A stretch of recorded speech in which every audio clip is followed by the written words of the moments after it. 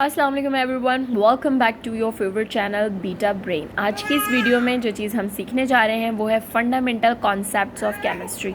ये important video होने वाली है। इसमें हम तमाम वो सारी चीज़ें करेंगे डिस्कस जो कि MCAT के लिए इम्पॉर्टेंट है या फिर किसी भी किस्म के एंट्री टेस्ट के लिए इम्पॉर्टेंट है। इसमें हम कोई डेफिनेशन रटने वाली बात नहीं करेंगे, हम इसको समझने की कोशिश करेंगे, हर कॉन्सेप्ट को समझने की हम कोशिश करेंगे। तो सबसे पहले जो हमारा टाइटल ही होगा इसको समझने का वो होंगे मासेस ऑफ एटम। ठीक है, मासेस ऑफ एटम हम समझेंगे ये क्या है। सबसे पहले हमें पता होना चाहिए कि एटम क्या होता है। एटम किसी भी एलिमेंट का स्मॉलेस्ट पार्टिकल होता है। देखो, इसको हमेशा एक चौक से याद रखना। मैंने चौक से याद रखा था कि जब मैं एक पीस लूँगी चौक का और उसको मैं दीवार में प्रेशर के साथ मैश करूँगी तो उसका जो सबसे स्मॉलेस्ट पार्टिकल होगा ना, सबसे स्मॉलेस्ट, वो उसका एटम होगा। ठीक है, ये मैंने इसको इस तरह से याद रखा था कि किसी भी एलिमेंट मेरे पास एक चौक हो गई, उसको मैंने मैश किया, जिस हद तक मैश कर सकती थी मैश किया, और उसका सबसे स्मॉलेस्ट पार्टिकल जो था उसको कंसिडर किया एटम। किसी भी एलिमेंट का एटम निकालना is very very difficult word, impossible नहीं है बट डिफ़िकल्ट होता है। ठीक है, तो आज हम इस वीडियो में पढ़ने वाले हैं मास नंबर। ठीक है, मास नंबर क्या होता है, इससे रिलेटेड MCQs में क्वेश्चंस आते हैं कि मास नंबर क्या है। तो देखो, मास नंबर की कुछ बातें याद रखना है, इससे तुम्हें डेफिनेशन याद हो जाएंगी, रटने की कोई बात नहीं है। मास नंबर को हम हमेशा डिनोट करते हैं A से। ठीक है, जहाँ पे भी A लिखा हुआ होगा आप समझ जाओगे क्या चीज़ है ये हमारा मास नंबर है। दूसरी बात कि जितने भी एलिमेंट्स हैं उनका मास नंबर हमेशा होल नंबर होगा।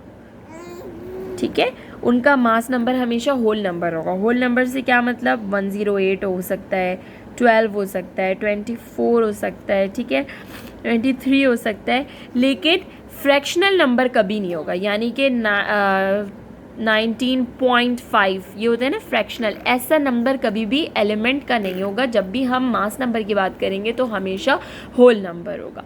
ठीक हो गया। अच्छा, एक और बात कि मास नंबर को कितनी जगह पे न्यूक्लियन नंबर भी कहा जाता है। ठीक है, न्यूक्लियन नंबर, मास नंबर को हम न्यूक्लियन नंबर भी कहते हैं। मास नंबर किस चीज़ से शो होता है, ए लिखा हुआ होगा, इसका मतलब मास नंबर। तो मास नंबर कैसे निकाला जाता है, this is the sum of proton और न्यूट्रॉन। ठीक है, प्रोटॉन और न्यूट्रॉन का जब आप सम करोगे तो आपके पास मास नंबर निकल जाएगा। प्रोटॉन को Z से शो करते हैं, न्यूट्रॉन N से। तो A is equal to Z/N, ये फॉर्मूला हो गया। अब मैं आपसे डेफिनेशन पूछूं कि डेफिनेशन मास नंबर की क्या है, तो आप मुझे बता नहीं सकते कि mass number is the sum of proton and neutron. कुछ एग्जाम्पल्स हम करेंगे, उससे हम समझेंगे कि किस तरह से ये बात हुई। आपको यहाँ तक सब समझ में आ गया। अब हम चलते हैं इसके एग्जाम्पल्स की तरफ। ओके फ्रेंड्स, अब देखें यहाँ पर मेरे पास कुछ एलिमेंट है जिसमें hydrogen, carbon, oxygen, nitrogen, fluorine, sodium, magnesium, potassium. ठीक है, अब यहाँ Z और N, Z क्या चीज़ हो गया, प्रोटॉन हो गए, और ये N क्या चीज़ है, न्यूट्रॉन हो गया। अच्छा, मैं आप लोगों को एक चीज़ बता दूँ, ये देखें, ये है हमारा न्यूक्लियस किसी भी एलिमेंट का।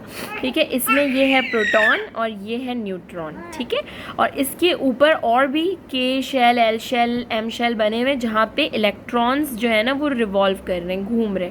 ठीक है, ये चीज़ें अगर आप लोगों ने कभी देखी तो आप लोग को समझ में आ जाएगी कि ये न्यूक्लियस के अंदर प्रोटॉन न्यूट्रॉन होते हैं। इन्हीं का सम जो होता है वो हमारा मास नंबर कहलाता है या फिर न्यूक्लियन नंबर कहलाता है। ओके, अब हमारे पास यहाँ एलिमेंट आ गए। Z क्या चीज़ हो गई, प्रोटॉन हो गई, मेरे साथ साथ बोलते जाओ और सॉल्व करते जाओ, और ये न्यूट्रॉन। अब हमें यहाँ मालूम करना है न्यूक्लियन नंबर, यानी कि हमारा मास नंबर, मास नंबर। ठीक है, मास नंबर हमें मालूम करना है। कैसे मालूम होगा, 1 0 तो इसका मास 1 ही होगा। 6 6 12 कार्बन का 12 होगा। 7 7 14 ऑक्सीजन का 14 होगा। 8 8 16 नाइट्रोजन का 16 होगा। 9 and 10 कितना होता है, 19 फ्लोरीन का 19 है। सोडियम का 23, मैग्नीशियम का 24 और पोटेशियम का कितना होगा, 39 तो ये सारी चीज़ें मैंने कैसे कैलकुलेट की कि mass number is the sum of proton and neutron, और ये मेरे एलिमेंट्स हैं। रिलेटिव एटॉमिक मास समझना बहुत इंपॉर्टेंट है, इसको हम रैम भी कहते हैं। देखो रिलेटिव एटॉमिक मास क्या है, जैसे हमारी क्लास में, अभी इसको मत देखो ठीक है, हम अपनी क्लास में पढ़ते हैं, हमारी क्लास में अच्छे बच्चे भी होते हैं, बुरे बच्चे भी होते हैं। हमारे पेरेंट्स क्या कहते हैं, हमेशा फर्स्ट सेकेंड थर्ड यानी पोजीशन होल्डर को देखो, उनको अपने साथ कंपेयर करो, ठीक है। तो इसी तरह से केमिस्ट ने यहाँ पर एक स्टैंडर्ड एलिमेंट डिसाइड कर दिया, स्टैंडर्ड एटम डिसाइड कर दिया है कि उससे कंपेयर करके आपने क्या करना है, अपने एटम का मास मेजर करना है, यानी एटम का मास मेजर करना है किसी दूसरी चीज़ के कंपैरिजन में। यहाँ साइंटिस्ट ने जो लिया हुआ है ना पोजीशन होल्डर बच्चा, वो लिया हुआ है कार्बन 12 को। कार्बन के होते हैं 3 isotopes, carbon 12, carbon 13, carbon 14। Carbon 12 को हम कंसिडर करते हैं एज अ स्टैंडर्ड एटम, ठीक है। क्यों? क्योंकि इसकी स्टेबल है, ये इसकी स्टेबिलिटी के बेस पर हम इसे कंसिडर करते हैं। तो जो चीज़ स्टेबल होती है केमिस्ट्री में वो अबंडेंट भी होती है। अबंडेंट मतलब बहुत ज़्यादा तादाद में पाई जाती है, इसीलिए इसकी डेफिनेशन में हम जो चीज़ स्टैंडर्ड एटम कंसिडर करते हैं वो हम करते हैं कार्बन 12 को, जो कि स्टेबिलिटी की वजह से है और अबंडेंस है। इसको हम 12.000 AMU कंसिडर करते हैं। अब आप इसको एग्जाम्पल एक डायग्राम से समझें कि अगर मुझे कोई एलिमेंट है, मेरा मैग्नीशियम, मुझे इसका निकालना है रैम, यानी कि रिलेटिव एटॉमिक मास। इस डेफिनेशन के नाम से समझो, एटॉमिक मास निकालना है लेकिन रिलेटिव करके, किसी चीज़ से इसको रिलेट करके। तो मैग्नीशियम, अब यहाँ पे हमने एक एटम लिया है कार्बन का, ठीक है, दूसरी तरफ हमने लिया एक एटम मैग्नीशियम का। तो एक एटम कार्बन का हमारा मास रखता है 12, लेकिन जब हमने मैग्नीशियम देखा तो इससे दुगना था ये मास में, कितना, 24। इसी तरह अगर मुझे सिल्वर का मालूम करना हो तो सिल्वर को हम इस तरफ रखेंगे, मैग्नीशियम को हटाकर, 1 एटम ऑफ सिल्वर और 1 एटम ऑफ कार्बन। तो कार्बन कितना है, 12 है हमारे पास, और सिल्वर 108 होता है। तो यानी इससे बहुत ज़्यादा ही ये ज़्यादा गुना ज़्यादा है ठीक है। तो ये हो गया। अच्छा, अब हमारे पास आता है क्या, यूनिट। इसका यूनिट होता है एटॉमिक मास यूनिट, ठीक है।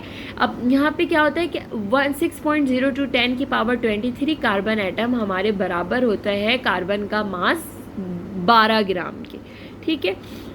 अब मुझे कोई बोले कि ये तो भाई 6.0 to 10 की पावर 23 पार्टिकल, इतने एटम आपने जमा करे तो आपका वज़न बना है 12, ठीक है।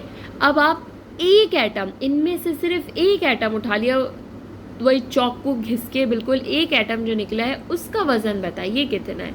तो मैंने क्या करा, इसको 12 से डिवाइड कर दिया। जब हमने इसे डिवाइड किया तो मेरे पास वैल्यू आ गई 1.99 into 10 raised to the power -23, 1.99। अब 1.99 क्या है, ये मेरा मास है एक एटम, किसके, कार्बन 12 के एक एटम का मास मेरा आ गया है 1.99 इंटू 10 की पावर -23 ग्राम।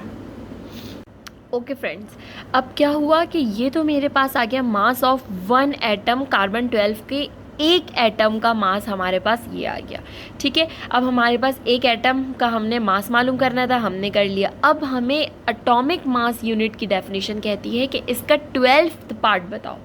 ये जो तुम्हारे पास मास आया है एक एटम का, एटॉमिक मास यूनिट की डेफिनेशन होती है कि जो आपके पास मास आया है एक एटम का, उसका 12th पार्ट कितना बना। तो अब मैं इसका, जो मैंने एक एटम का मास निकाला है 1.99, इसका मैं 12th पार्ट कैसे बना सकती हूँ, मैं मैथमेटिकली इसको डिवाइड कर सकती हूँ। तो 1.99 10 की पावर -23 डिवाइड हो जाएगा, 12 पार्ट मुझे चाहिए डेफिनेशन के अकॉर्डिंग, तो मैं 12 से डिवाइड कर दूंगी तो मेरे पास आंसर आ जाएगा 1.661 10 की पावर -24 ग्राम। ये चीज़ मेरी है AMU। जब मुझसे कोई पूछता है कि एक एटॉमिक मास यूनिट कितना है, तो बेसिकली वो मुझसे पूछ रहा होता है 1.661 10 की पावर -24 ग्राम। इस चीज़ के पीछे इतनी सारी स्टोरी है जो आप लोगों को समझ आ गई। तो जब हमें एक AMU पूछा जाए तो वो होता है 1.661 10⁻⁻24 ग्राम, ये उसकी वैल्यू होती है। अब इसको डायग्रामेटिक समझो कि सपोज़ ये 3 डब्बे मैंने लिए हैं, ठीक है, जूम कर देती हूँ मैं, ये 3 बॉक्सेस मैंने लिए, 1 2 3 4 5 6 7 8 9 10 11 12, ये टोटल कितने बॉक्सेस हैं? 12 बॉक्सेस हैं, आप लोग देख सकते हो, ठीक है, ये 12 बॉक्सेस हैं। लेट्स सपोज यही है कार्बन 12, ठीक है। कार्बन, ये जो मैंने इतनी डेरिवेशन की है ना, इसका मैं डायग्रामेटिक बता रही हूँ। ये कार्बन के 1 2 3 4 5 6 7 8 9 10 11 12 बॉक्सेस ही कार्बन 12 है, ठीक है। अब एक AMU क्या होता है? एक AMU इस 12 डब्बों में से जो ये वाला डब्बा है ना, ये होगा इसका एक AMU, ठीक है। इसी तरह से कि 1.661 10⁻⁻24 ग्राम एक AMU है, यानी कि ये 1 एटम, कार्बन 12 के 1 एटम का जो मास है उसका ये 12th पार्ट है, यानी कार्बन 12 के 1 एटम का जो 1/12 पार्ट है वो है हमारा 1.66। अगर मैं आपसे पूछूं एक AMU कितना होता है तो आप मुझे उसकी वैल्यू बताओगे 1.66 10⁻⁻24 ग्राम। ये बहुत ही ज़्यादा खिचड़ी पकी हुई चीज़ है जिसको मैंने आप लोगों को सिंपल करके बतानी चाहिए। अगर आपको पसंद आए वीडियो तो आप मुझे अपने कमेंट पर बताना, और मैं फिर इसके नेक्स्ट सीरीज़ स्टार्ट करूँगी। जब ये सीरीज़ एंड हो जाएगी आप लोगों को ये जो बेसिक कॉन्सेप्ट है केमिस्ट्री के इंशाल्लाह समझ में आ जाएंगे। मुझे अपनी दुआ में याद रखिएगा। नेक्स्ट वीडियो का इंतज़ार करिएगा। अल्लाह हाफ़िज़।